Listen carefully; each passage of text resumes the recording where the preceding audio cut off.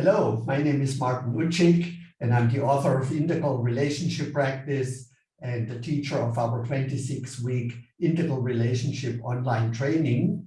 And on September 4th, we had a preliminary practice module with my friend and teacher, Barbara J. Hunt, about forgiveness, and her book is called Forgiveness Made Easy. And I forgot to record the first few minutes of her presentation, so I just want to briefly show you the slides before she comes online. So Forgiveness Made Easy, she started by actually quoting me by saying, forgiveness is an often overlooked practice in relationships, and she's very right. I actually didn't write about forgiveness in my first two books, but I integrated it in my new book, which is called Integral Relationship Practice, and she was a participant in my training and inspired me to integrate her 7-step process very briefly in my book. So she started out by giving us a brief overview, the invitation to the process of forgiveness, the conversation about forgiveness, starting with beginner's mind, right, to let go of any preconceptions around forgiveness, to be curious, have an open heart, look at forgiveness through the 4 dimensions of our being, or an integral lens. And then at the end, we had the time for questions and answers. And she mentioned, if forgiveness is so great, why are not more people doing it? Because it is basically a part of all major spiritual traditions. It holds the potential for conflict resolution and even global peace. People die because of their resentments, or kill themselves or kill others. And people often die with their resentments without resolving them and carry them around. And obviously, it's usually hurting the people more who hold the resentments than the people we hold the resentments against. And so forgiveness is just an incredibly important part of the integral relationship model and of living a healthy, productive life, and to contribute to love and peace in the world. And then she presented us with 5 obstacles to forgiveness, which starts with misunderstanding. And this is where I hand it over now to Barbara, where the recording with her starts. So thank you very much for watching this video and being part of our integral relationship community. And if you're interested, our integral relationship practitioner and group facilitator training starts on September 29th, and the second session for the first module is on October 2nd. So maybe I'll see you in our training or one of our upcoming practice groups. Thank you very much. So that we're all on the same page around what forgiveness really is. The second obstacle is vulnerability, and I'm not really going to go into that because we have a limited amount of time tonight, so I'm not going to talk very much about vulnerability. And there is so much amazing work by Brené Brown about vulnerability. I'm also not going to talk about ego. Again, there's lots of information out there. I cover these in my book, but I'm not going to cover them tonight. The next one is resentment, and I will talk about that, and I will also talk about know-how. So as we go through the evening, we're going to cover some of the obstacles to forgiveness. So what forgiveness is? Forgiveness, this is according to my first forgiveness teacher, K. Bradford Brown from the More to Life program, and he said forgiveness is the absolute refusal to hold ill will against someone, and it could be something, for what they did or didn't do. So I love this definition because it gets very granular. It's the absolute refusal to hold ill will against someone or something for what they did or didn't do. So I say something because it could be helicopters or the government or a group of people. So it may be, or it could be your disease or your circumstances. So it's not always necessarily a person, but it most often is. And it's what they did or didn't do. And again, really important to have that overview that we're going to be wanting things to be different one way or another. And forgiveness is about letting go of holding on to the ill will. And the way I sort of sometimes describe it is a bit like we kind of gather sort of little resentments and grievances and gripes, and over our lives we kind of end up with a great big pile of things that are resentments. And so you'll know that you've forgiven somebody because you've actually physically, or not physically, but actually chosen to let it go. So that's the choosing, the absolute refusal to hold ill will against someone for what they did or didn't do. And this is really important because it means that the impetus for forgiveness is about you and what you're holding in your heart, and it's not at all to do with the other person or the other, whatever the circumstances are. It's not conditional on them saying something, doing something, apologizing, taking responsibility. This is about what's going on inside your heart. So what do we mean by ill will? Just to get even more granular. So this is judgments,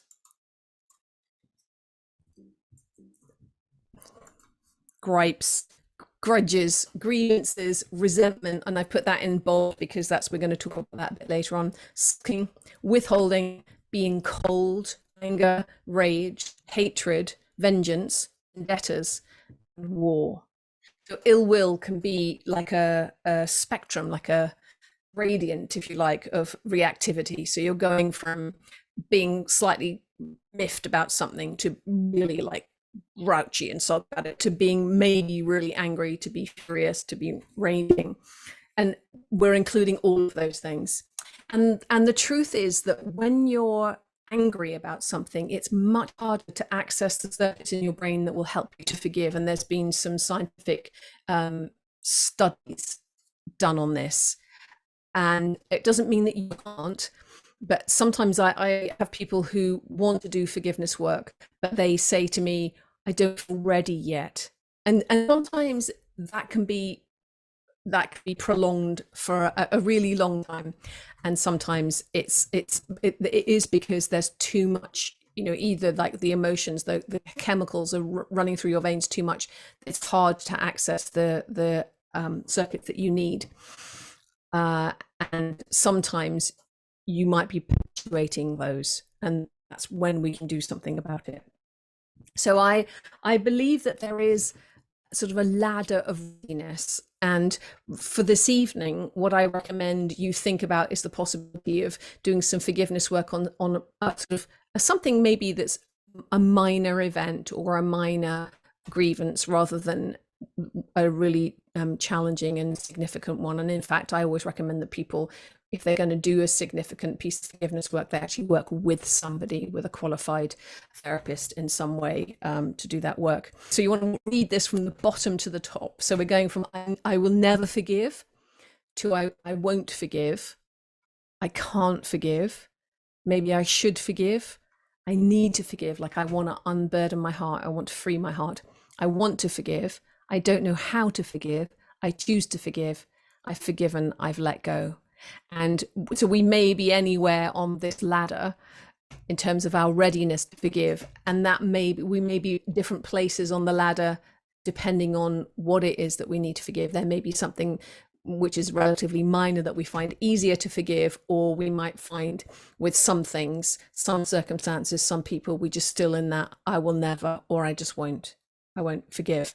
And I used to work on a retreat where we take 22 people through a juice fast, and also they'd be doing very deep emotional work because they weren't eating, so all their emotions were coming up. And we would often find that the people who found it hardest to forgive, it didn't correlate to the people who had the most challenging or traumatic stories or events in their lives.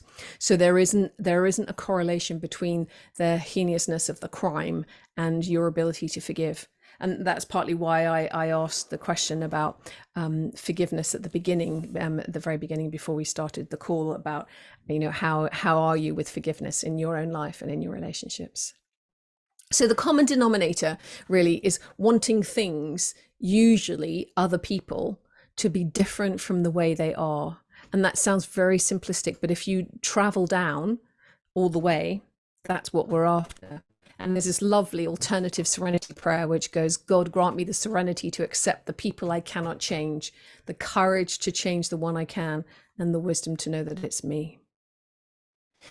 So the thing about forgiveness is it's one of the challenges with it is it's hard to imagine it. There are no images of forgiveness. Like if you go on the internet, there are images of like hands or a feather or something, or a rock with forgiveness written on it. It's hard to imagine. So it's a bit like mindfulness or consciousness. You can't describe it or pin it down because it's an inner decision to no longer do something, a bit like giving up a habit. If you give up smoking, you don't have anything to show for it, really. I mean, your hair might smell a bit less of cigarettes, or you have a bit more money in your bank account, but you're not doing something. It's an undoing. So it's a bit like surrendering your will to a higher purpose, or maybe putting down, letting go of the burden of the resentment that you're carrying. So that was my best offer in terms of an image, is the man hopefully going to put his burdens down before he gets very much higher up the mountain. Forgiveness is the great undoing. So when we map it onto the 4 quadrants, which is just a refresher for those of you who need to be refreshed, or maybe you're new to integral theory, Ken Wilber's theory is that there are 4 quadrants where you can talk about things and we need to include all 4 quadrants. So you've got the interior individual, which is what's happening on the inside of you, so your thoughts, your feelings. The exterior individual, which is your behavior, your habits, the things that you actually do. Interior collective, which is about relationships, the interior of your relationships, the quality of the relationships, the interactions. And the exterior collective, which is about us and the systems in our societies and the hardcore stuff, if you like, the way the world works. And so I just wanted to just give you the opportunity just to consider, where do you think forgiveness happens? And maybe, Martin, you could just take a few thoughts from people in the chat. Which quadrant do you reckon we're doing our forgiveness work in?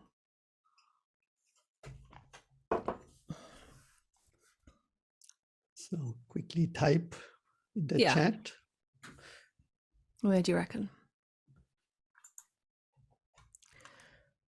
In the upper left first quadrant. Yeah, upper left. Yeah, good. Very good. Yeah. So that's what I think, is that although the expression might also reach the other person, and the potential of it is amazing across all 4 quadrants, the one quadrant where forgiveness happens is inside ourselves. It's a choice that we make inside of ourselves, and we are the primary beneficiary of our forgiveness. It's really important that we are honoring of that fact, because it can be really helpful when we know that we're the ones who not only do the forgiveness, but also we're the primary beneficiary, because it's inside our bodies, our psyches, our hearts, that the forgiveness happens.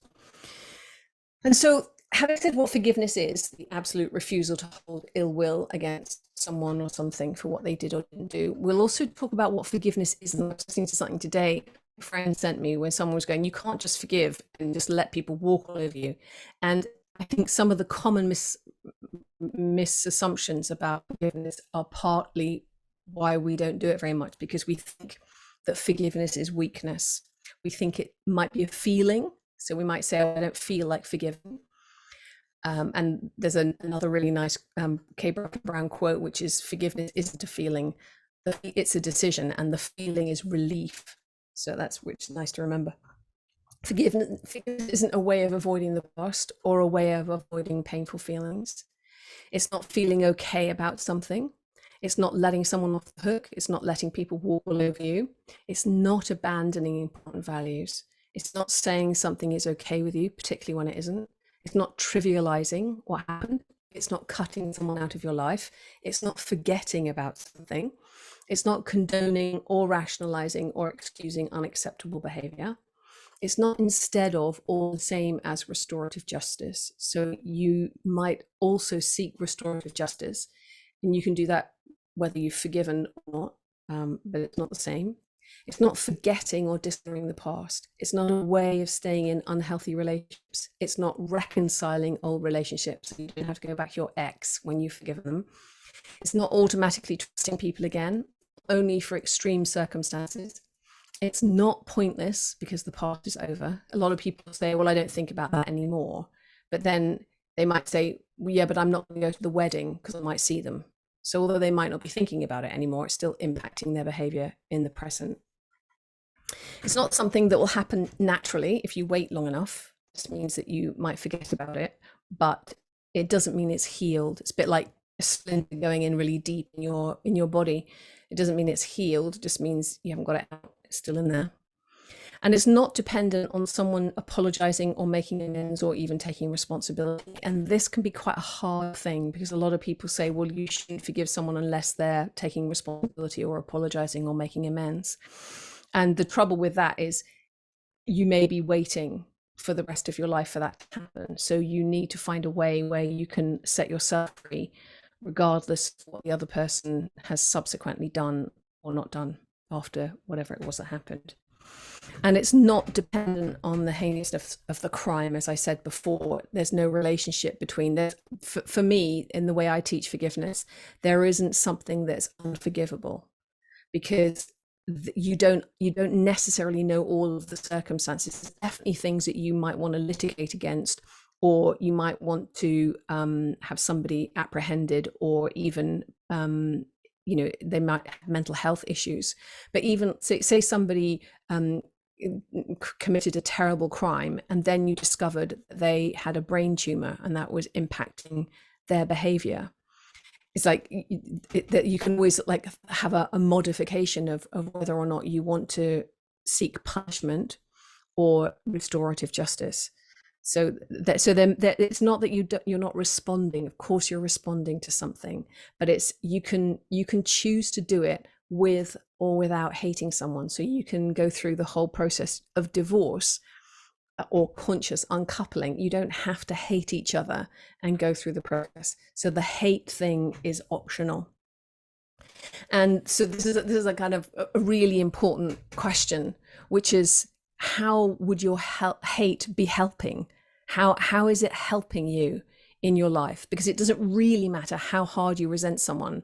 It isn't going to change their behavior, and it can't change the past. The only person who's being impacted by the intensity of your hatred or your resentment is you. It's in your heart. And there's a lovely quote by Maya Angelou: hate, it has caused a lot of problems in this world, but it has not solved one yet.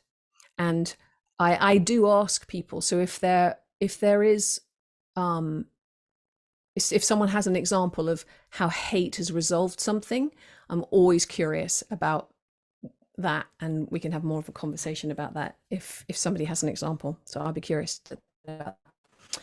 And then just a little bit about our evolutionary story, which is this is according to Michael E. McCulloch in his book, The Forgiveness Instinct, that we are biologically programmed evolutionarily for revenge because it helps us to create social boundaries. So we're saying that is not okay behavior, and if you do that, you'll be ostracized, or there may be, some kind of retribution or a consequence to that.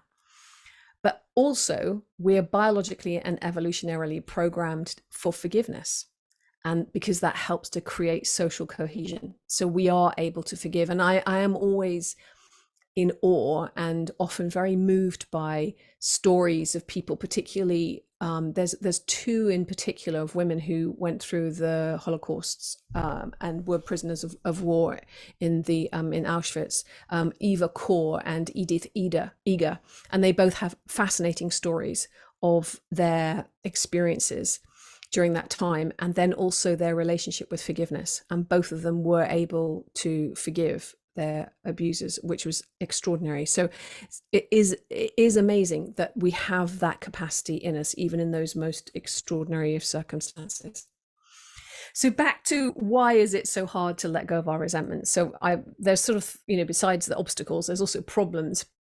And one of them is that we don't realize, or we don't want to admit, we're holding resentment in the first place. And I particularly find this in people who are either into personal spiritual development or think they're quite evolved people. because we have to be really honest that yes, we judge people, or we wish things were different, or we're comparing ourselves to somebody, or we haven't really let go of that thing that happened, whatever it was. And I had an experience the other day where I was charged for an exercise class because I'd given slightly less than 24 hours notice. It was 20 minutes short of 24 hours notice, and I wasn't well, and I was assuming that they would be generous and just said, don't worry about it, thanks for trying, but they didn't. They said it wasn't 24 hours, and I got really upset about it. I was like didn't know how to respond by email without being on my very high horse and my voice being very high and squeaky, metaphorically. So but that's a resentment. And then the next 2 times I saw the woman who was at the exercise place, I didn't make eye contact with her. So I have to admit that is what I'm like, that something rankled. It wasn't fair. It was an injustice, and blah, blah, blah.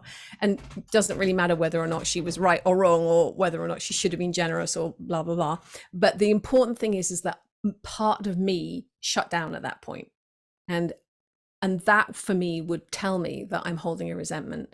And that would mean for me that there's work to be done. So forgiveness work to be done.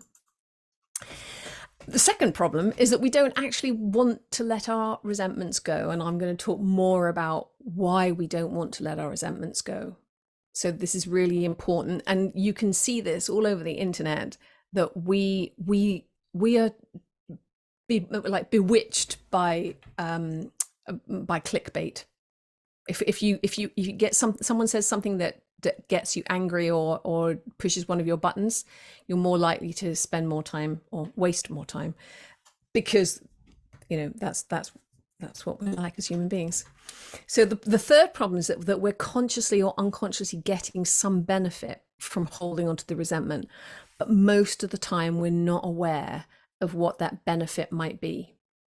And when I work one-to-one with clients, sometimes if I say to them, what do you think you're getting out of holding on to your resentment? They'll say, nothing. And then we'll look a bit more, and it turns out maybe they are holding on to their resentment. And again, so again, back to K. Bradford Brown about what's resentment. He says resentment is ill will held over time for good reason. And I really like this, because it's identifying that it's held over time. So it's something, you're resenting something if you're still thinking about it the following Wednesday. So 3 classes later, I'm still thinking about the injustice. Then I'm holding my resentment over time, and for good reason. It was 20 minutes. She should have given me the benefit of the doubt. No. So it can be little things, it can be big things. So for good reason, again, let's go a bit more granular. For good reason. So this means something unacceptable happened and caused suffering. So in my case, not that big suffering, but sometimes really big unacceptable things happen and cause suffering, intense suffering. So we want to respond, but we don't know how, or we don't have the power, and particularly at the time. So this is very common, especially when we're children, that we resent something, or we just tuck it away and we shut down inside. Our hearts shut down to it because we don't have another option. We don't have power. We don't know how to respond.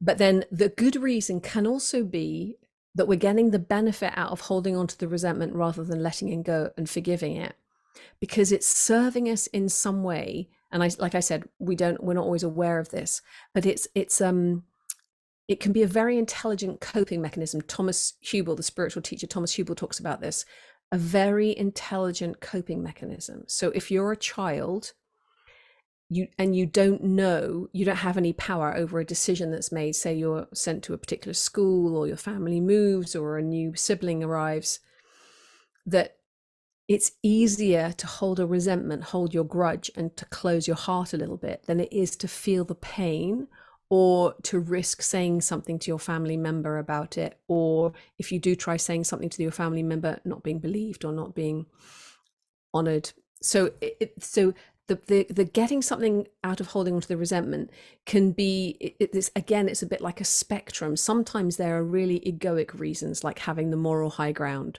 or and I'll go into these a bit more, but then it also can be like a self-protective mechanism as well. So I just wanted to be really clear about the good reason. But again, most of the time we're not even aware of these things going on, just trundling through our lives.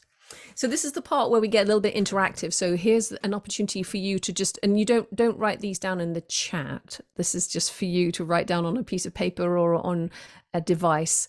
So I'm going to give you a few minutes, and you can write down the names of the people, groups and things, and anything else that you wish were different in some way. So this is your forgiveness list, that you want to write down the names of the people or the things that you need to forgive.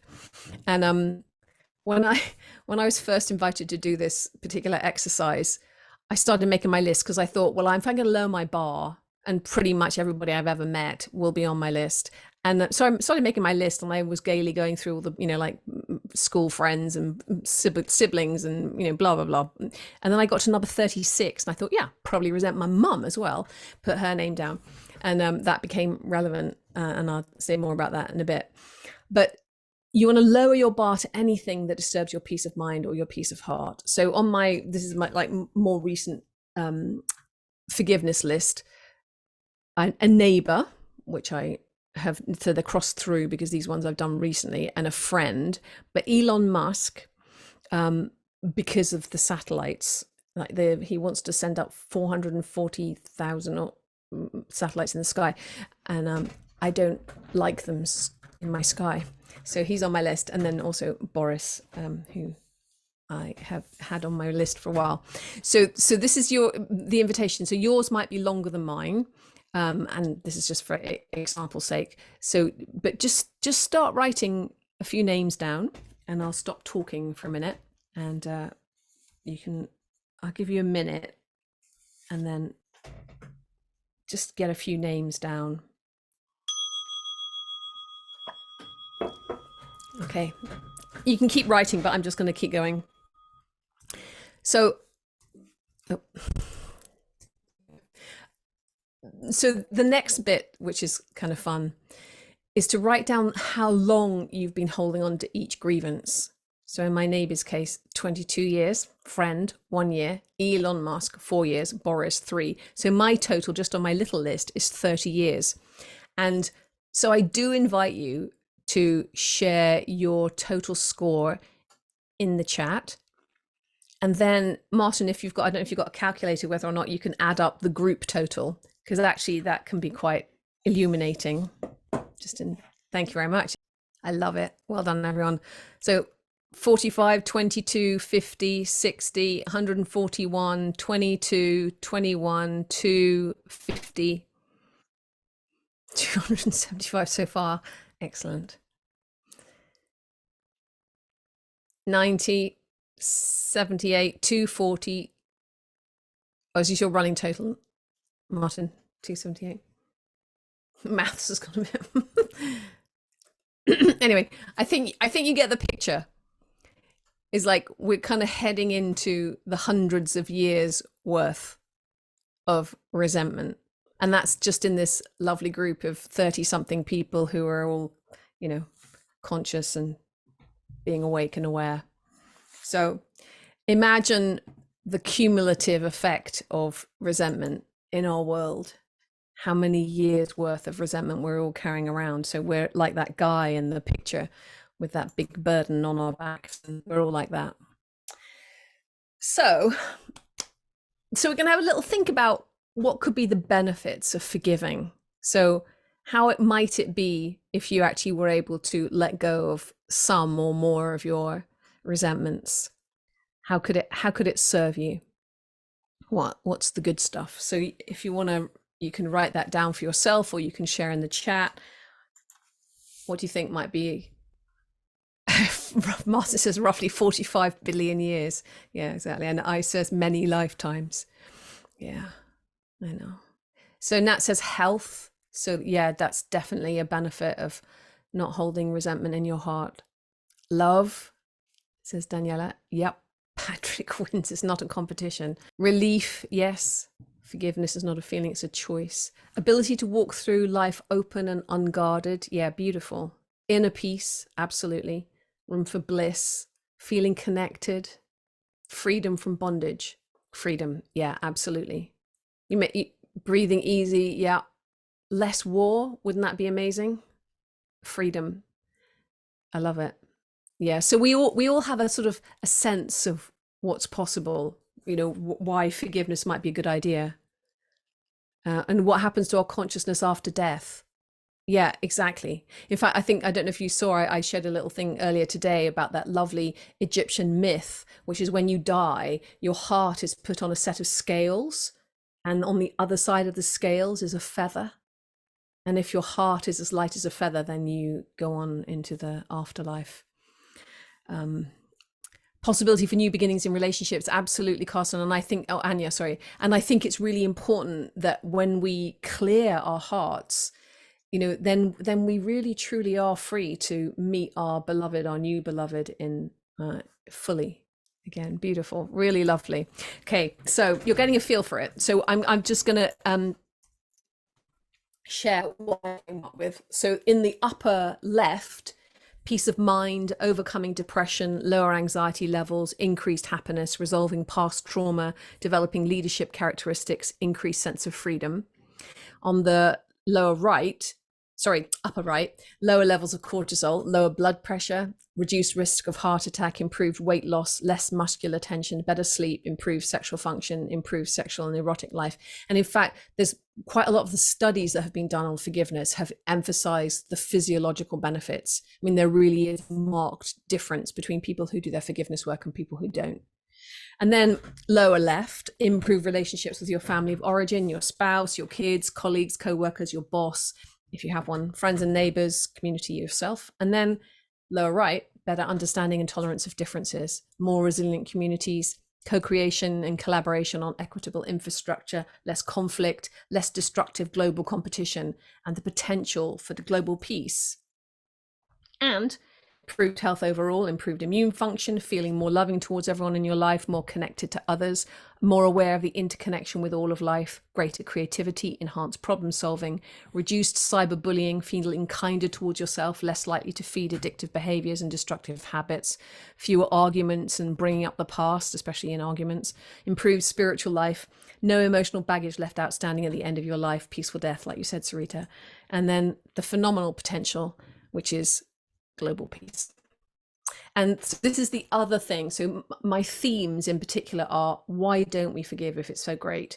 And what is the phenomenal potential? So I derived my equation, my forgiveness equation, from Einstein's theory of relativity, E equals mc squared. So I've got global peace equals forgiveness in every heart times 7 or 8 billion, wherever we're at now. So if everyone did their forgiveness work, if we were really able to truly forgive each other, then where would war be? And so I call myself a global peace visionary, because I'm not stopping believing that is a possibility, even if we don't choose it. That's the potential. The potential of forgiveness is free hearts. In every being could have a free heart, and it doesn't mean that it wouldn't take something, and education and evolution and people doing their wake up, grow up, clean up, show up work, but it's a possibility. And so this is how we get global peace in 4 moves. To upper left, you decide to let go. Upper right, you do your ritual. So this is the forgiveness process I'm going to teach you, and your behavior changes towards others. Then this transforms the dynamics in your family, your workplace, and your community. And then, holding no ill will towards others, we create a world that works for everyone. Simplistic, I don't care. So you are the only chess piece in your life that you have any real control over. And forgiveness is decluttering your own heart first. And so the reason why you want to declutter your heart, and that is a eye mask, not a bra. Somebody thought it was a bra. It's an eye mask. So when you're free of your resentment, you can take your clear next step. So when you're clear about what's actually so, and by doing your forgiveness work, it means that you can make a clear decision based on what's true, rather than the kind of chaotic reactive decision that you might make otherwise. And so it might be that you file for divorce or seek restorative justice. You can still litigate and set crystal clear boundaries, and you can still ask for your needs to be met, but carrying anger and resentment at the same time is optional. So a little bit more about the 5 obstacles, so more about resentment here. So let's talk about what's really going on with resentment. So it's important to acknowledge that something really did happen. So there's good reason for us to hold resentment. It's likely that we're in denial about our grudges. That means we don't have to take responsibility for our grudges. We can just be blaming of the other person. We know when we're right and where others are wrong. We say things like, it's not resentment, I'm just disappointed, which is kind of like polite resentment. We just want the other person or any other person to change. We think that understanding is the same as forgiving. So I get this, it's a very frequent occurrence when I work one-to-one with people, where they say, oh, well, I know my parents were doing the best they could. So they understand that they didn't have the resources, but it isn't the same as forgiving. It's not the same as letting go of the ill will. It's not the same as actually acknowledging the pain that was caused and the consequences of the decisions that were made. So understanding, there's another really nice quote, which was, understanding is the booby prize. It's like, understanding isn't everything. Sometimes we need to do more than just understand. I just don't think about that person anymore. It's not the same as forgiveness. Resentment is like, we hold on to the resentment because we don't want the other person to get one over on us. And we think that resentment somehow balances things up or makes things fair. Or we think that resentment expresses our outrage. And I think especially at the moment, because there's so much in, like, on the internet, there's so many, like, there's a lot of mudslinging going on, that it seems like when we resent somebody or the people that we think we should be resenting, that somehow that's like taking an action, or it's expressing our outrage. And I think that's where the snake eats its own tail. Like, we're not really then acting. Like, if I just despise my prime minister, then I don't have to do anything. I think I'm doing something because I'm resenting him. Actually, I could choose to do other things, like, protest or sign petitions, or whatever it is that what else I can choose to do with my energy, rather than just being resentful. And then, as I said, we're programmed for revenge, but also predisposed towards forgiveness. And so resentment helps to maintain that separation. So the ill will held over time keeps a sense of distance between us. It kind of keeps it in the past, but we feel as though resentment can create and maintain boundaries and or communicates our upsets. And this is particularly true in intimate relationships. So we feel like, well, I don't have to say anything. If I just express my resentment, then they'll get it, which is often not the case. But we think that it communicates our upset. And then the other thing about resentment is we love the moral high ground. The ego loves to be right, and we maintain distance between us if I am not like you, which is why it's often hard to see our own shadow playing out, because we have to then admit maybe we are judging, maybe we are having the moral high ground, maybe we are being superior. And then resentment can be very bonding if we have groups of people who think like we do. And you might know people who talk about who they resent, and actually it's not that pleasant to be around. And in fact, I think culturally we kind of know that resentment isn't an attractive quality. We wouldn't say on our dating profiles, like, I bear grudges for years and years and never let anyone off the hook. We don't have that as something that we think is an attractive quality. Resentment can bond us with others who agree. Revenge stories are gripping. Just think about all the movies and all the stories are about revenge, and forgiveness stories, not so much. Again, it's like when you imagine like the moment when someone forgives somebody in a movie, it's not going to be as thrilling as when they get their revenge. It's just like, how do you express it?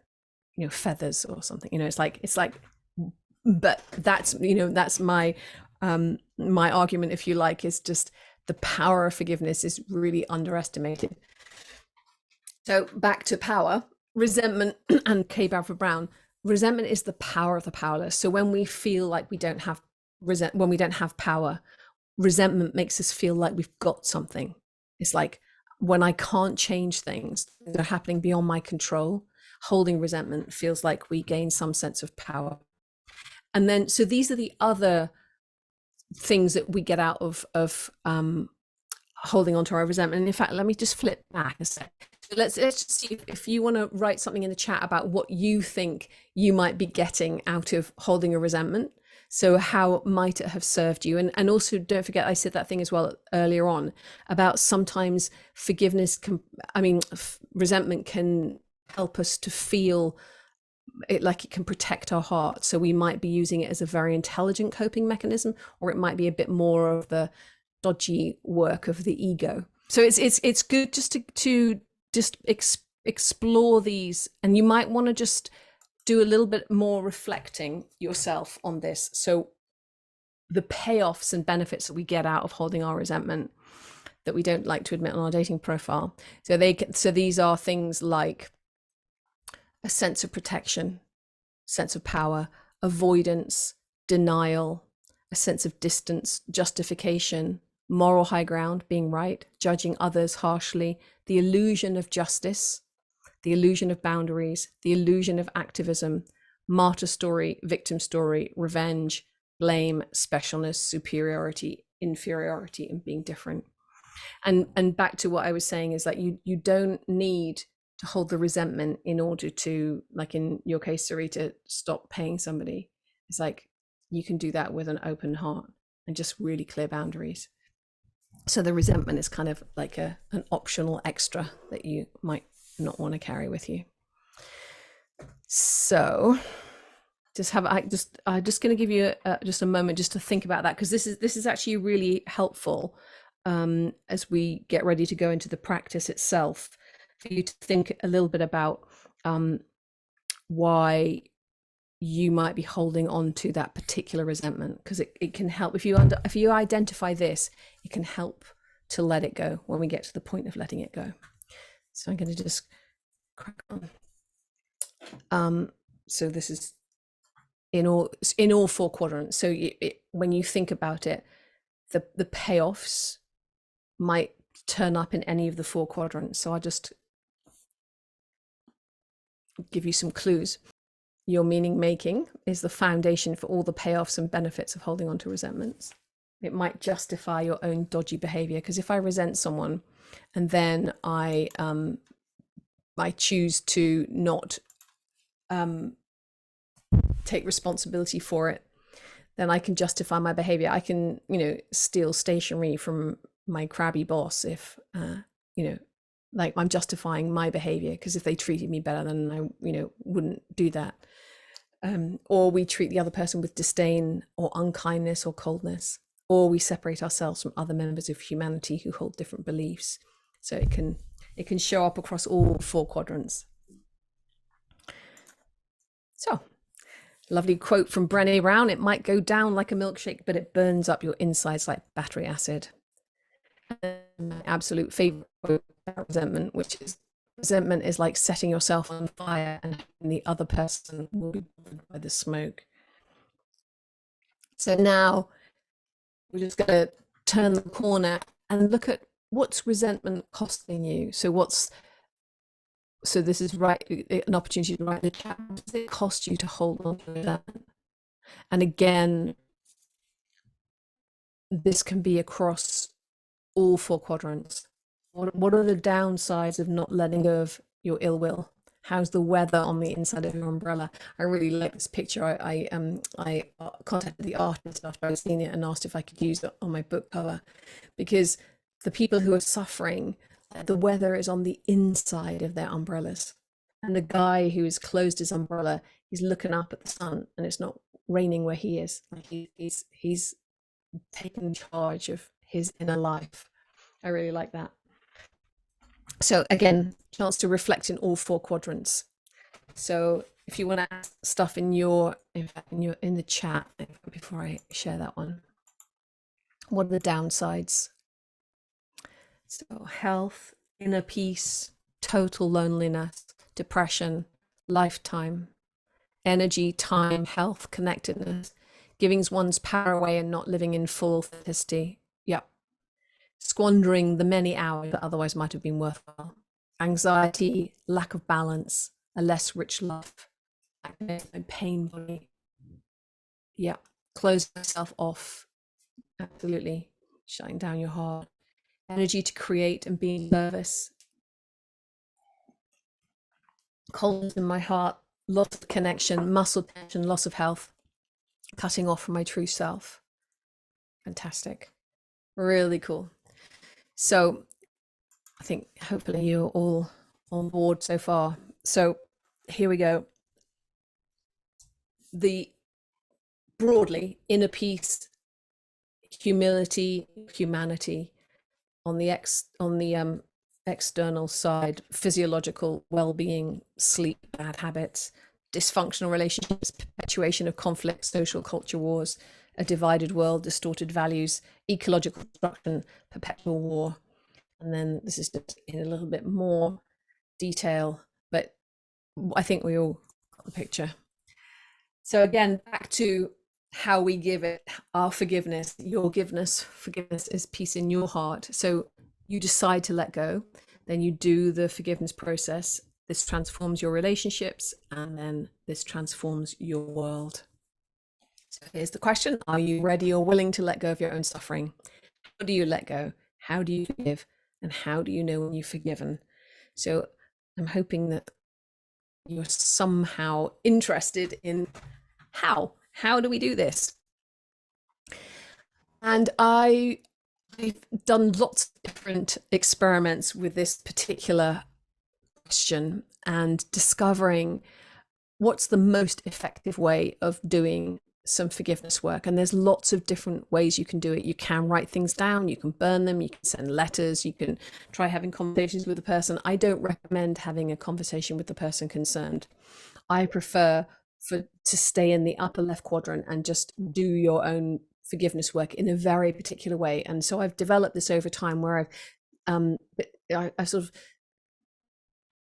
synthesized several different ways of approaching doing some forgiveness work into one process that hopefully is pretty comprehensive for most needs. So all of us know the power of ceremony. Maybe we don't have enough ceremonies anymore, but it makes it a special thing. And lots of people say, oh yeah, I've probably forgiven them. With this, you know you've forgiven somebody because they've been on your list, you've done your process, and then you've ticked them off your list. So a ceremony means that it's a special day or time. So now is the time. You have a conscious atmosphere. You're using visualization. You have a supportive guide or celebrant, that's me. You have witnesses, which is each other, but also me. You're using specific spoken words and repetition, which I'll guide you through, gestures, and then you're also setting a new intention and action. And what's really wonderful is using Zoom actually makes this group process that what really works online, because you keep your microphone off and you do the whole process out loud. And I can take you through the steps all at the same time. So there's 7 steps to the process, and we'll go through all of them together. And this is a synthesis, so it's an active imagination process. So it's a synthesis of Jungian active imagination work, Ken Wilber's 3-2-1 shadow process, where you're switching perspective, Brandon Bay's The Journey, which is an amazing process I use all the time in my coaching, moretolife.org, COST process, which was the original forgiveness training that I did, shamanic journey work, transpersonal alchemical process, Gestalt therapy, Thomas Hubel's collective trauma work, and what I discovered working with hundreds of clients over 25 years, and then my own extensive list of resentments and forgiveness, because it is my practice, and it's been my practice for 30 years actually. This active imagination conversation is something where you're going to do it in your upper left quadrant, not with the person in real life. So hopefully the fact that you're on the Zoom call means that you're not going to do it with anybody in real life. But to your psyche, when you hear yourself speaking out loud to that person, it's as powerful as if you really if you were saying it to them, and you get to say what you really mean without having to censor yourself or limit in any way. and you can then express everything you really need to, even if it's unkind, spiritually or politically incorrect, or doesn't make sense. It's just you need to let go of what's in your heart, and it's honestly okay to acknowledge you're hurt and upset, and it's okay to say ouch. Our resentments are about us. When I finally did do my forgiveness process on my mum, I resented her for wearing pop socks, which was just like a ridiculous thing, but that's more to do with my fashion sense when I was a teenager rather than hers. But I also resented her for her illness, because she had multiple sclerosis from the time I was 15. And that was really significant for me to acknowledge. And that's what I mean sometimes when we find it hard to acknowledge we hold resentment. It's because we're ashamed of the way we're holding someone in our hearts. And so forgiveness can free that kind of conundrum in your heart. I'm just going to quickly just check. Pop sock resentment is fair enough. Yeah, it's true. They're awful, aren't they? No, anyway. So here we go. So the forgiveness made easy process. So I'm just going to give you a really broad outline. I'm going to tell you some troubleshooting things, 2 pages of troubleshooting things, and then we'll pause, and then we can all sort of run about, have a quick break, and then we'll come back and actually do the process. So at that point, also, any questions, anything you need me to clarify before we go on, please don't leave unless you really want to. But I really encourage you to try the process on something reasonably easy, and get a feel for it yourself. So the first part of the process, we take a moment just to actually become present and to make eye contact in our imaginations with the person we're going to be speaking to. Then we speak heart to heart. Then we switch positions. We go shoe to shoe. Then we take a higher perspective. We go to the balcony, what William Ury calls, he's a peace negotiator, he calls the balcony. So we take a higher perspective, which really helps to shift things. Then we do the haggling, which is we're talking about our payoffs and our costs, and our part in everything. Then we do the forgiveness part, and then there's a completion and a new intention or action. So before we begin, I encourage you to choose something relatively minor to learn the form for first. Keep a beginner's mind. Stay open and curious about the process. Don't prejudge it. Stay honest and authentic. And you really want to give yourself full permission to be real. Feel whatever comes up. Give yourself permission to do it wholeheartedly. Keep breathing, very important. Speak out loud during the whole process. Address the person directly in the second person. So you say you. Turn off your microphone. And if you need help, use the chat message. So I'll keep an eye on that as you're doing this. And then don't worry if it's clunky or uncomfortable. I mean, it's likely to be uncomfortable. And as one of my other spiritual teachers, Craig Hamilton, says, if you're not uncomfortable, you're probably not evolving. So it's natural for this to feel a bit uncomfortable. Everyone's going to be muted, so no one apart from me will be heard. And as I talk you through each step, you can keep your eyes closed. And then when you finish that step, you're just going to place your hand over your heart or your upper chest, depending on where your camera is, so I can know when everyone's done that step. And because we're a reasonably big group, if we do move on before you're ready, make a note to yourself to come back to the process and give yourself a bit more time with it, but keep going. But I'll try and see when we've got like the majority of people who finished. And if you lag behind a little bit, you can just catch up as best you can. Some parts take longer than others. And it's the second step, the heart to heart part, where I'll probably give us about 5 to 10 minutes and I'll watch everyone. And if you've finished, just keep your eyes closed, stay in the process, stay in the forgiveness field, and then also keep listening, because sometimes I'll say things like check your back pockets, or, I might give you another prompt. So that might give you more things that you find you want to say. Don't stop halfway through all the way to the end. Don't worry if you feel all emotions, just stay with them and breathe. And really importantly, don't do this process on significant loss or trauma without the support of your therapist, a coach, or a wise and trustworthy friend. Really important. So just for this purpose, because we're in a group, it's really easy for you to do a relatively minor experience. But I always recommend that if it's a significant piece of work, that you, even if you know the form, that you work with somebody else, because you've got somebody else holding space for you.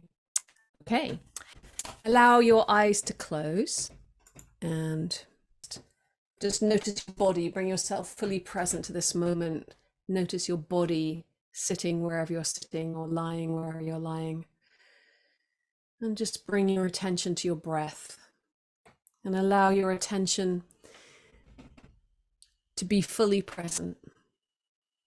And we're going to set the highest intention for the greatest good to happen here today in this forgiveness field. Whatever needs to be released, to be released. And for whatever needs to be healed, to be healed. And for whatever needs to be forgiven, to be forgiven. And just allow yourself to become aware of any inner feelings and emotions. So maybe some things have been stirred up just by the fact that we've been talking about resentment and things that need to be forgiven. And maybe you can be aware of where you store your resentment, in your heart or in your gut or in your jaw. And letting yourself become aware of the forgiveness field, the presence of others, of awareness itself. And using your imagination, allow yourself to go to a safe place, maybe a beautiful garden, somewhere in nature, maybe in a room or a temple, somewhere that's a safe place where you can do your forgiveness ritual. And you might imagine a forgiveness chair where you're going to put the person who you need to speak to in the chair. You might like to include a little fire, a sacred, resolving, healing, transformational fire, the presence of fire, which is an archetype of transformation.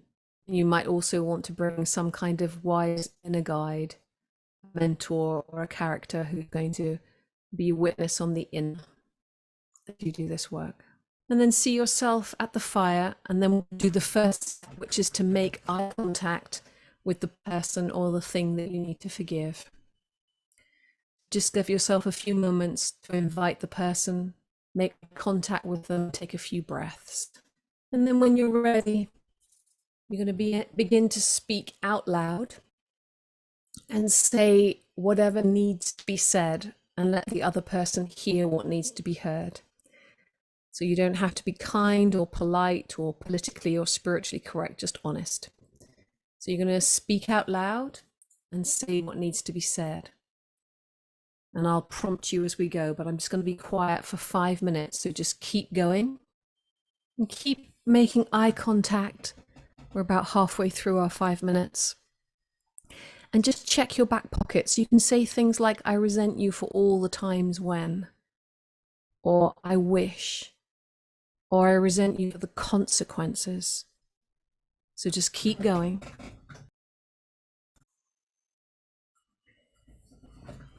And keep going if there's more. So you want to really feel like you've said everything you need to say to this person and that they've heard it. And so I'm going to give you even more time. So keep going. I wish, I'm angry with you because, I resent you for all the times when, why. So keep going. You're doing great. And keep breathing. Keep going if there's more. I resent you for the consequences of your behavior. So just see if there's anything else you want to say. You want to really feel like you've said everything. Check your back pockets. And when you feel complete, just rest your hand on your upper chest or on your heart. Oh yeah, we'll put a little heart or a thumbs up in the window. Keep going if there's more. We'll just wait for a couple more people to get here. And then the next step number 3 is shoe to shoe. So you're going to switch positions and you're going to speak back as the other person. So you're going to speak for them. How might they reply? And they might be unkind or dismissive. They might not give you the response you want. So just let it be honest. What might they say back to you? And just speak as them. And then I'll prompt you again in a moment. How might they reply? And keep breathing. Be as authentic as you can. And then you can just switch back. Speak back to them. if you want to respond back to what they've said. So just then keep the conversation going between the two of you, switching back, shoe to shoe. So you take their position and speak as them, then you reply back. Then you switch and speak as them and reply back. So just keep going, and I'll give you another couple of minutes to do that.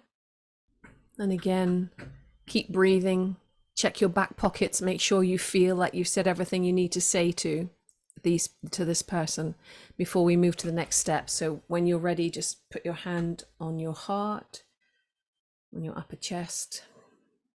Don't rush though. If there's more that needs to be said, just say what needs to be said, and then we'll wait. And then when you're ready, the next step is to go to the balcony. So imagine that your mentor can take you both up really high, like in the story of Scrooge when he gets taken by the ghosts of past, present, and future, and that he can look down on his life and see with equanimity and clarity, with perspective, wisdom. So now you and the person you're forgiving go to the balcony, and you look down on the scene, like looking down onto the theater of your life, and you can see yourself as the player, the other person as a player, and they can see themselves. They can see inside your heart. They can see the damage they did. They can see the consequences of their behavior and take full responsibility for it.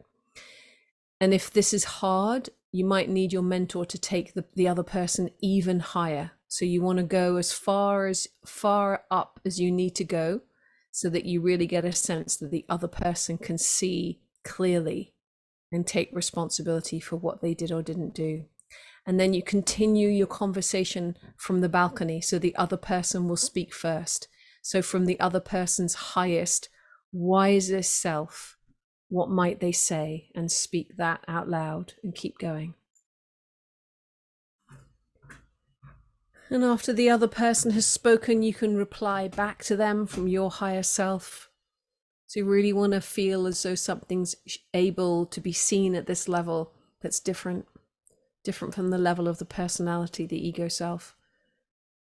So just speak from here. How would you reply back to the other person, and keep going backwards and forwards between the two of you until you feel complete. And again, when you're ready, just rest your hand on your heart. And when you're ready, you can just naturally segue into the fifth step, which is telling the other person about your costs and your payoffs. How has it served you to hold your resentment against this person? But what's it cost you to hold your resentment against this person? So you're just being really honest about the inner behavior, the inner workings of your psyche. What I got out of resenting you was, what it's cost me to resent you is. So just keep going. A couple of minutes on this particular step. And again, keep breathing. See if there's anything else that needs to be said. And you really want to feel like you've confessed the full extent of your resentment. Everything that you need to have said has been said. You've heard the other person. Because the next step is the forgiveness part. So you really want to feel that you're at least willing to forgive. And the way you get willing is to have felt like you've said everything you need to say. So again, when you're ready, just rest your hand on your heart, or put a little indicator in your window that you're ready, a heart or a thumbs up. Do the forgiveness piece together. So just finish up whatever it is you need to say. Okay. So hopefully you're willing to at least go through the words together. So you're going to say what I say out loud. So I'm going to break it down bit by bit, and you're just going to say it to the person. So make eye contact with the person, and you're going to say to them, even though I don't condone your behavior, and even though some of your behavior might have been unacceptable to me, you were probably trying to do the best you could with what you had at the time. And I choose to completely and utterly release my ill will against you. I am who I am, and you are who you are. At the very highest level, we are all one. And I release and let go all of my ill will,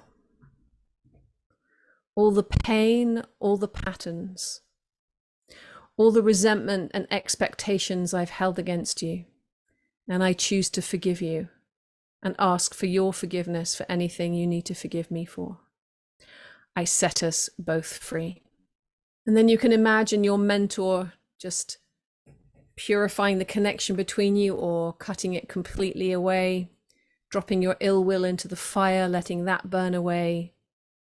Any beliefs that were put in place at this time, any old stories you've told yourself, you can just let them go into the fire and burn away. And then it may be that there's something that you want to say to the person. It may be, from now on, how I want to treat you is, or the next step for me is. So just see if there's anything else you want to say to the person, and say it. And then anything else you need to say to complete before you send them back into the light, sending them love and blessings, angels to guide them on their way.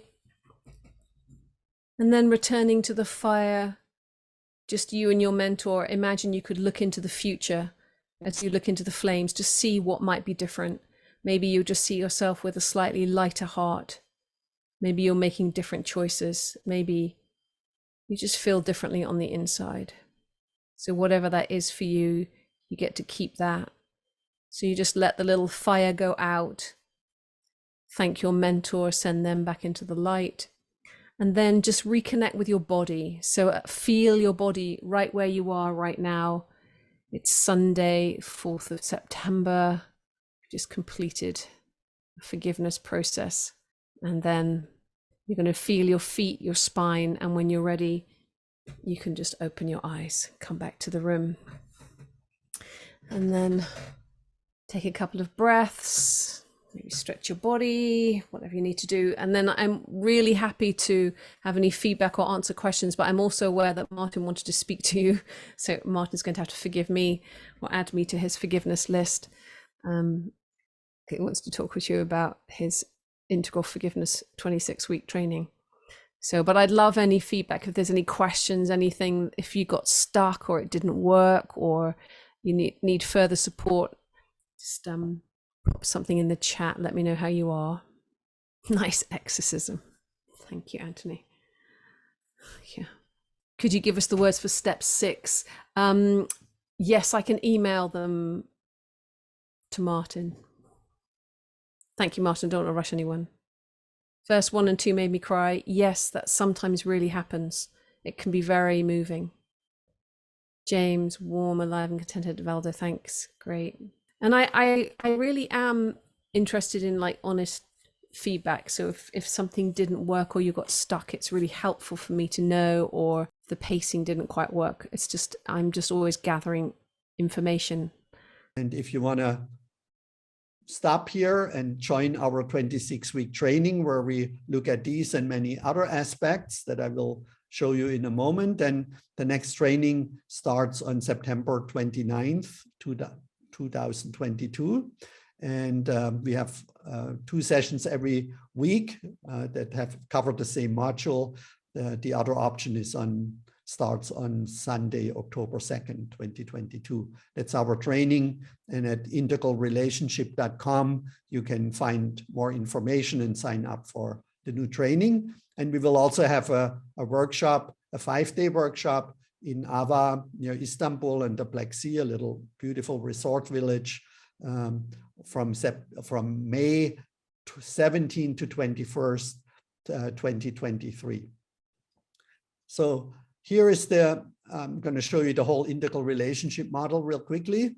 And I started to break it down into initially 14 modules, but then as you will see in a moment, some of them we have multiple modules to cover these elements. So we start out with the 4 dimensions of our being, which you can experience in this moment by focusing inside in your inner awareness, what is alive in you right now, and your physical body, right? How does your physical body feel in this moment? That's the individual interior and exterior dimension of you. And then this interior dimension also has an extension into the pluralistic, into the collective, into the outside. Right now, you hopefully will try to understand what's going on inside of me. What are my thoughts? How do we communicate? What language do we use? Do you share these ideas that I presented so far? Do you not share them? What is our shared we space? What is your culture? How do you communicate your interior, and how do you receive and resonate with the interior of other people? And also your physical body has, of course, an exterior physical environment, like the clothes you're wearing right now, the air that I'm breathing, that you're breathing, your food, your home, your job, your money, your modes of transportation, etc. So these are the 4 dimensions that are all necessary to be human. And often when we get attracted to another person, we're not really looking at all these 4 dimensions, and that can create problems in relationships if these 4 dimensions are not balanced and harmonized. So that's what we practice in the first module. Then we have 4 modules total where we look at the levels of consciousness development, the complexity of development, and also trauma and that is created at the first 4 levels, the different forms of trauma and how to heal this trauma. So that's a new part I integrated into training, and how people who are at different levels or the same levels of consciousness development, how their relationships unfold and where there are struggles, and why it is often difficult to resolve conflict if you're in relationship with someone who's at an earlier or later level than you are. It's not impossible, but so we're gonna look at the challenges there and the possibilities as well. And we also look intensely on how this growth is happening when the challenges that we face in life, and specifically in our relationships, are greater than the tools that we have available to deal with the challenges. So let's say you're at a mythic level, the challenges are down here, everything works well, but if the challenges increase and your skills and tools that you have available to deal with these challenges are lower than the challenges, then the only way to deal with them is through transformation to the next higher level. When you hit a wall, as we say, right? I hit a wall in my life, and then this transformation usually takes a few years to the next higher level. Then life will be great for a while, and then you may hit a wall again and get to the next level. So we also look at this transcend and include, that the earlier levels get partly transcended, but also partly included. And we look how feminine, or often females, have a tendency towards growing by transcending and including, and males or more masculine people have a tendency to transcend and exclude, and both of them have their problems. And we're going to look at the healthy aspects that should be included on each level, and limited views that should be transcended. And this often leads to males perceiving females as more complex if they include a lot of these previous levels, and females often find men somewhat not so evolved, let's say, because they exclude a lot of the earlier levels. So we will explore that as well. Then we have 3 modules in communication, where we look at, what do we perceive first, inside and outside of our body, thoughts, feelings, needs. And then we start speaking, and how we express ourselves is mainly determined, and also what we perceive, by our level of consciousness. And then this is perceived by a hearer who has also his or her level of consciousness, and then they try to reconstruct in their mind what you were trying to express in the first place. And so we look at the complexity of communication from all these different levels of consciousness development. We start with level 6 communication, nonviolent, compassionate communication based on Marshall Rosenberg's communication model. And then we talk about communication at the first 6 level, and how people at each of these levels communicates first of all, has different needs, and then communicates these needs differently. So we call that need-based communication.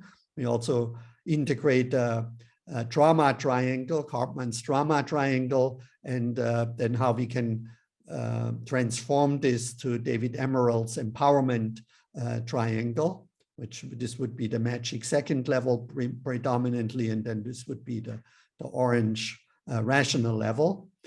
And then we also have one module for how people at the integral and transpersonal level communicate with people in first-year consciousness and among themselves. Then we make several differentiations around gender. So we're not only looking at male, female, men, women, which also helps us to gain a better understanding about gender fluidity and gender identities and the whole LGBTQ subject. And so this training, even though I often talk in male-female context, we had gays and lesbians and gender fluid people who found that training also quite helpful, even though I have no firsthand experience. So forgive me if I sometimes fall into these patterns, or they may be perceived as stereotypes, but I'm very well aware of the biological differences and what are learned gender roles. So that's the first differentiation. And that leads us to understanding the fear-shame downward spiral that males often don't understand, that then when they withdraw or disconnect emotionally, specifically, are no longer romantic in a way, that their female partner may go into fear response. And then she will try to reconnect with him, and she doesn't understand that often is perceived by the male. It's not what she's really doing, but perceived as the male as shaming. And then he withdraws further when what she needed was that he leans into the relationship and reconnects with her and makes her feel safe. And so this creates this fear-shame downward spiral that we learn to avoid. And also we have a beautiful exercise in working ourselves back up to the top, to the loving romance phase. And this is based on a book called How to Improve Your Marriage Without Talking About It by Steve Stosny and Patricia Love, to give them the credit. And we already looked at this dynamic here and the feminine masculine polarity. So we have multiple exercises around how to really feel the feminine and masculine and learn to embody the healthy aspects. Then we have a module where we explore 5 stages of spiritual development, which is we do a subject-object meditation where we learn to differentiate the witnessing self or the subject from the objects that are perceived and witnessed, and strengthen this witnessing consciousness so that we can disidentify, not dissociate or repress, but disidentify from, in the first level, the gross material and physical, and then integrate it when it is differentiated. So there's no integration without differentiation. And then we go to the subtle level, basically the mind, our thoughts. So we can disidentify from our thoughts and no longer have desires, attachment, hatred, delusion on that level. And then to the mystical, formless, some people call it a feeling, experiential, inner experience level, or outer experience, connectedness, and not witness itself. And then the non-dual that integrates all the previous levels. And then we will also explore what is called the Wilber-Combs lattice that Ken Wilber and Alan Leslie Combs developed together, that this stage spiritual development can appear at any vertical level of consciousness development. And then I applied the same idea to our sexual development, the 5 stages of repressed fucking, having sex, making love, and sacred sexuality. And so we have a wonderful meditation and practice to explore what level you and your partner are in your sexual expression. And then the next module is about the anima animus complex development, which I already talked about. Then we have one module for the 5 love languages, which is quality time, gifts, acts of service, and touch. And then we explore the 9 types of the Enneagram And each type combination has some parts where the relationship is harmonious and synergetic and driving, but also trouble spots. And there's no combination that's particular blessed or doomed. And we also look at the 3 instinctual variants of the social instinct, the self-preservation instinct, and the intensity, they're called sexual instinct, where we want to have intense connection with other people that feel like a deep sexual experience, but it can be on an emotional or mental level primarily. It's just a metaphor, sexual intensity, attraction, sub-instinct, and we have all of them in us, but we have like a predominant one, and it's really, really helpful to know what your partner's and your own instinctual variant is. And then we already looked at that as well. This is how we bring everything together in what I call the personality matrix, and then including the 4 dimensions of our being. And then we explore attachment styles and also the unconscious. So we have 2 modules there where we explore our shadow and false identity, or to be more precise, 5 forms of the unconscious, one of them being shadow. And then we have a very powerful exercise from the book Undefended Love by Chet Psarsis and Marlena Lyons, who were students, very still students of A.H. Almas, the Ritwan school, the diamond approach, which you may have heard of.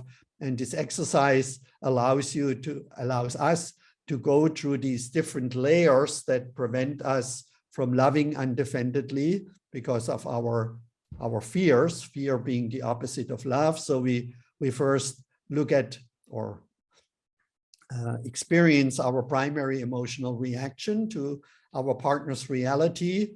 Then we feel into the underlying vulnerable, often unconscious feeling that is protected by this emotional fight, flight, freeze reaction, which then gets us in touch with our false belief about ourselves and then the underlying deepest fear. So you see these different layers that become more and more subtle. And then you get an affirmation about your true identity, which then allows you to heal your unconscious and parts of your trauma. So this is not depth trauma psychology, but in most emotional reactions that we have, couples can learn how to deal with them between them by doing this healing process, save a lot of money in couples therapy, their love and their connection, and prevent potential breakups if they are, at similar levels of development in here. So that's always the prerequisite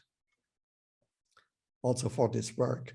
Then we look at borderline narcissistic and histrionic personality disorders, because often in spiritual communities and personal growth communities and groups and trainings, we see a higher than average amount of people with personality disorders who feel very drawn to empathetic, evolved people who are engaging in these groups and trainings and communities, and are often very unaware or totally unaware of personality disorders. And we're not diagnosing people there, but we're just bringing a basic awareness to what are the symptoms as outlined in the DSM, the Diagnostic and Statistic Manual, and have a conversation and 3 exercises around that.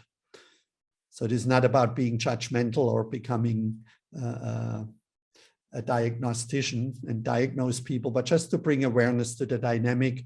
And for some people who have been or still are in relationships with people with personality disorders, we look at something called 22 stages of decline that these relationships are often go through. And then we look at Robert Sternberg's triangular theory of love, of the elements of intimacy, passion, and dependence, and the 8 forms of love, from non-love to integral love, that through certain lengths of the sides of this metaphorical triangle are experienced by each partner, and also 6 forms of dependence, from codependence to dependence to independence to interdependence to interbeing to interbecoming, and several phases of love that we go through, driven by hormones, from lust and desire to attraction, to romance, to the conflict phase, to the commitment phase. So that's one module. And we not only have, each partner doesn't only have one triangle, how they perceive the relationship, depending on their level of intimacy, passion, and dependence, but one for the actual reality, one for the projected ideals, and one for the intention of each of the partners. So this is just one couple here. So you can imagine when you're in a polyamorous relationship with more than one partner, 2 or 3 or 4 partners, then the complexity is multiplying and is exponential. And then, so like the last big part of the training is about purpose, as I described in my second book called Sex, Purpose, Love, which you see here. So the purpose part, the sex part is what we covered so far, understanding our gender and our humanity. And then the purpose part and how that impacts love. So that's the second book. And everything that's in there is in here as practices. So you can go right to the practice book. And if you want to learn more about the underlying theory, then you can also look into Sex, Purpose, Love and the hundreds of books that I drew from to put all of that together. If you want to really go deep into that. So purpose, I make a differentiation between 3 different purposes that we have. And we all living things live their biological purpose of eating, surviving, reproducing, seeking quality of life, forming groups, and compete and cooperate. It's called the biological imperative, is the technical term that you can look up at Wikipedia. And so we share that with all animals often, though we humans say, what is life all about? Well, here basically it is. And often parts of that are repressed in modern humans. And so traditionally, these biological driven relationships where we live our biological purpose, they're best lived and often then manifest in what I call transactional desire and transactional love, asymmetrical need-based, where the male has to first prove his reproductive capabilities to the females who he is attracted to, assuming she has good reproductive capabilities. And of course, he wants to have sex with her. And then when she receives, the providing and that he can take care of her and her children, she will offer him sex. And then if he wants, or if they both want a child, or sometimes it happens, of course, unintentionally or naturally before people figured out how this whole process works.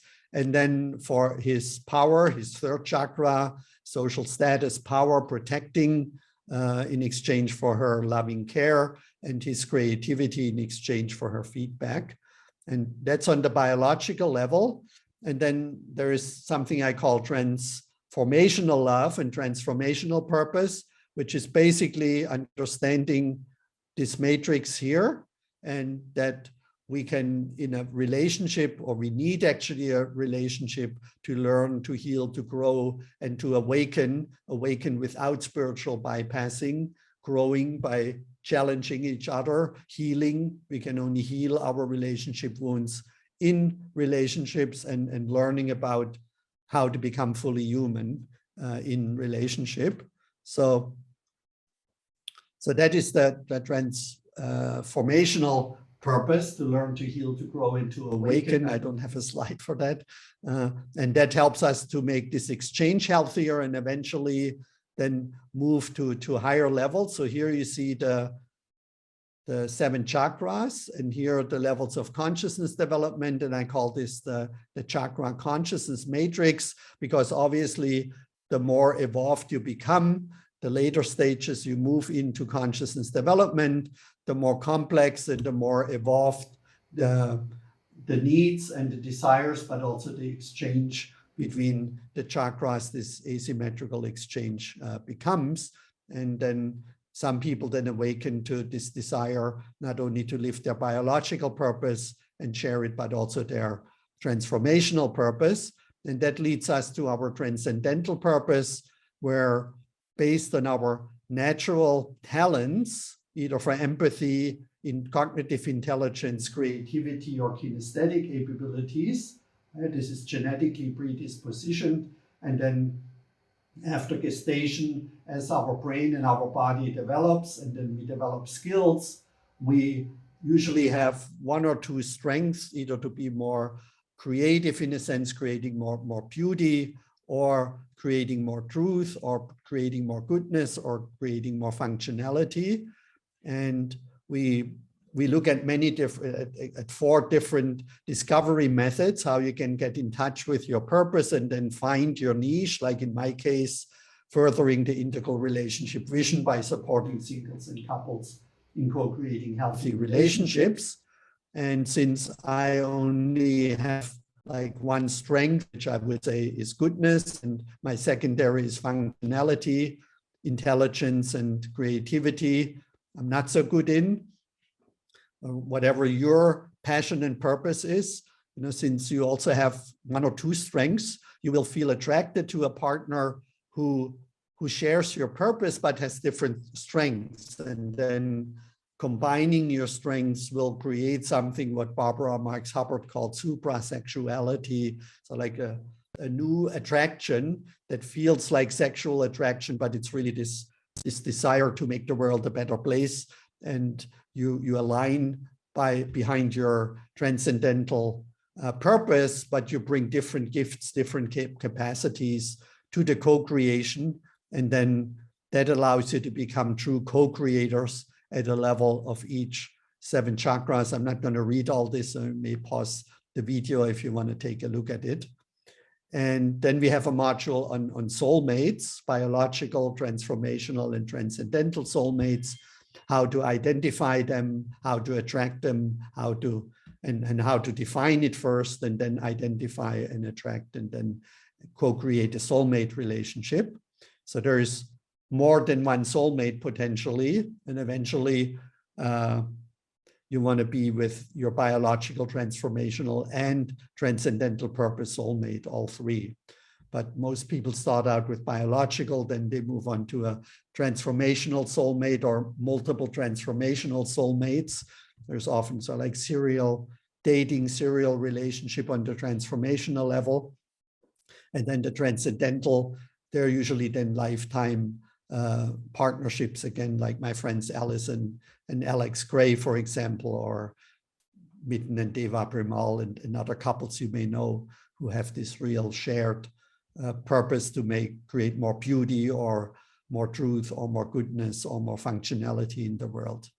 And then here we have the image that we looked at earlier, and now we understand a little better the purpose and the 4 dimensions at each level of the chakras, and the commitment, intimacy, and passion.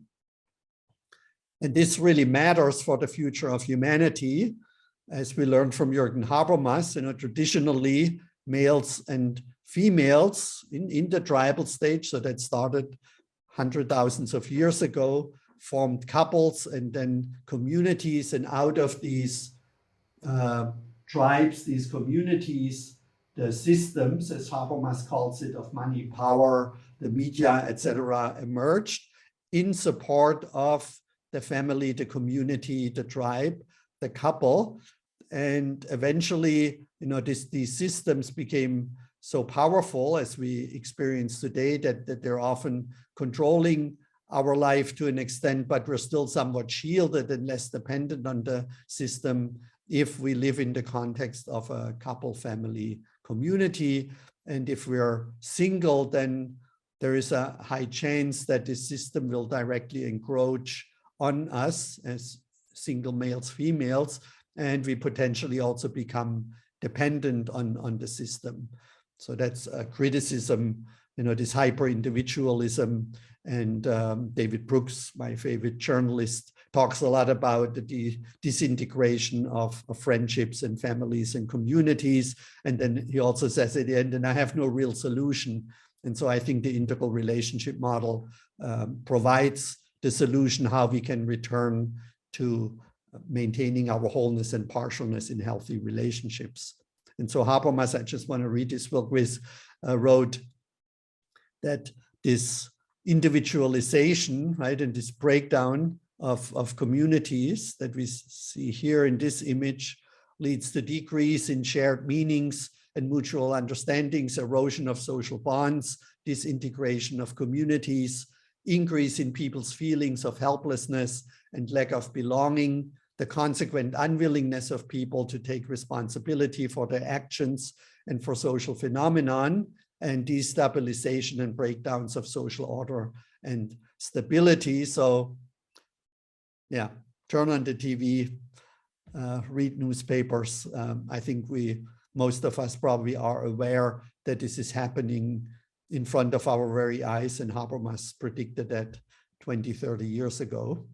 We also see that people at earlier levels of consciousness have way more children than people at later levels of consciousness. And so that's one reason why we see so many challenges to democracy and what some people now call illiberal democracy. We see a lot of these autocratic leaders and people who are liberals and democratically oriented and postmodern. They're very concerned about that there is this backshift. We're feeling we're moving back into mythic societies and autocratic societies, and that's already happening in many countries. Most extreme, like in Afghanistan with the Taliban, but also in other countries. So one of the reasons, if not the main reason, is that people in later stages of development procreate much less than people in earlier stages.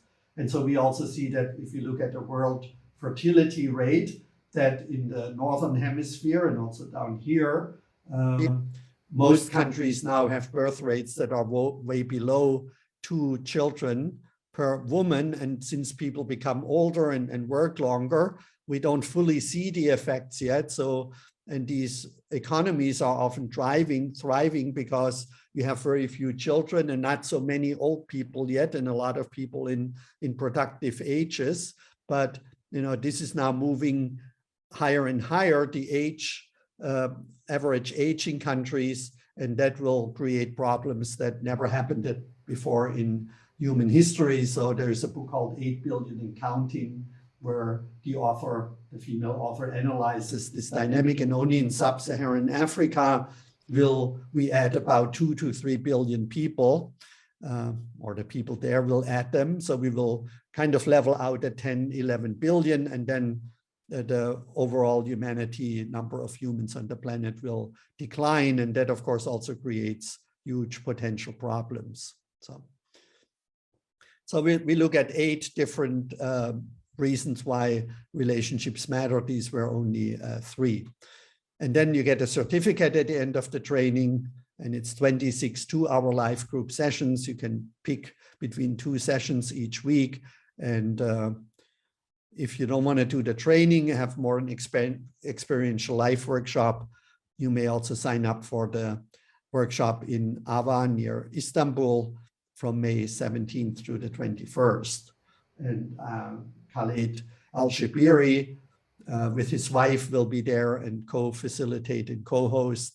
And they're a wonderful integral couple with a shared purpose and passion for raising consciousness based on the Enneagram, but also mystical teachings. He's just an amazing teacher and human being, and so is his wife. So hopefully you can come, and we have other people who will come who will contribute to the training based on their expertise.